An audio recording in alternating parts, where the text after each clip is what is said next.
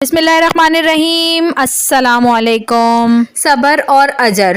ایک عورت کو اللہ ہر بار اولاد نرینہ سے نوازتا، مگر چند ماہ بعد وہ بچہ فوت ہو جاتا، لیکن وہ عورت ہر بار صبر کرتی اور اللہ تعالیٰ کی حکمت سے راضی رہتی تھی، مگر اس کے صبر کا امتحان طویل ہوتا گیا اور اسی طرح ایک کے بعد ایک اس عورت کے 20 بچے فوت ہوئے۔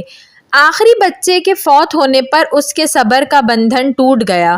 وہ آدھی رات کو زندہ لاش کی طرح اٹھی اور اپنے خالق حقیقی کے سامنے سر سجدے میں رکھ کر خوب روئی اور اپنا غم بیان کرتے ہوئے کہا، اے کون و مکاں کے مالک، میرے اس گنہگار بندی سے کیا تقصیر ہوئی کہ سال میں 9 مہینے خون جگر دے کر اس بچے کی تکلیف اٹھاتی ہوں، اور جب امید کا درخت پھل لاتا ہے صرف چند ماہ اس کی بہار دیکھنا نصیب ہوتا ہے۔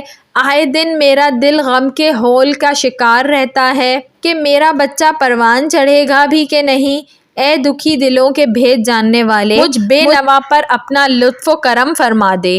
روتے روتے اسے اونگ آ گئی۔ خواب میں ایک شگفتہ پر بہار باغ دیکھا جس میں وہ سیر کر رہی تھی کہ سونے چاندی کی اینٹوں سے بنا ایک محل نظر آیا جس کے اوپر اس عورت کا نام لکھا ہوا تھا۔ باغات اور تجلیات دیکھ کر وہ عورت خوشی سے بے خود ہو گئی۔ محل کے اندر جا کر دیکھا تو اس میں ہر طرح کی نعمت موجود تھی اور اس کے تمام بچے بھی اسی محل میں موجود تھے جو اسے وہاں دیکھ کر خوشی سے جھوم اٹھتے تھے۔ پھر اس عورت نے ایک غیبی آواز سنی کہ تو نے اپنے بچوں کے مرنے پر جو صبر کیا تھا، یہ سب اس کا اجر ہے۔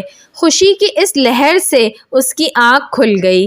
جب وہ خواب سے بیدار ہوئی تو اس کا سارا ملال جاتا رہا اور اس نے بھیگی ہوئی آنکھوں سے عرض کیا، یا الہی، اب اگر تو اس سے بھی زیادہ میرا خون بہا دے تو میں راضی ہوں۔ اب اگر تو سینکڑوں سال بھی مجھے اسی طرح رکھے تو مجھے کوئی غم نہیں۔ یہ انعامات تو میرے صبر سے کہیں زیادہ ہیں۔ ویڈیو پسند آئی ہو تو اس کو ضرور لائک کریے گا، اور ایسی مزید اچھی ویڈیوز دیکھنے کے لیے میرے چینل اردو کہانی گھر کو سبسکرائب کر لیجئے۔ Thanks for watching. اللہ حافظ۔